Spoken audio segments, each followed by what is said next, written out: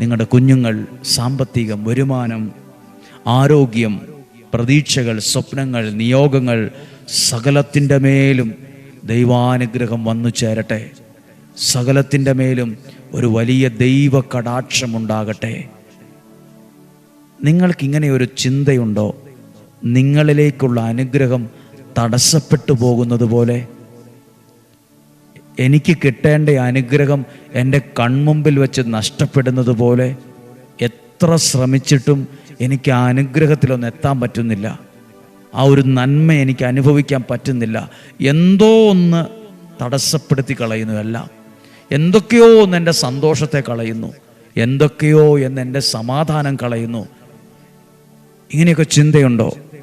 ഇന്ന് പ്രത്യേകം പ്രാർത്ഥിക്കുവാണ്. അങ്ങനെയുള്ള കാര്യങ്ങളുണ്ടെങ്കിൽ മാറിപ്പോകും. ഇങ്ങനെ പ്രാർത്ഥിക്കണം: എനിക്കുള്ള അനുഗ്രഹം തെറ്റാതെ എൻ്റെ അടുത്ത് വരുവാൻ കർത്താവേ എന്നെ സഹായിക്കണമേ. എനിക്ക് ദൈവം വച്ചിരിക്കുന്ന അനുഗ്രഹങ്ങൾ ഒന്നും തെറ്റിപ്പോകാതെ അതെനിക്ക് കിട്ടണം. ഞാനൊരു വാക്യം വായിക്കാം, ആ വചനത്തിലൂടെ നിങ്ങൾക്ക് വേണ്ടി പ്രാർത്ഥിക്കാം.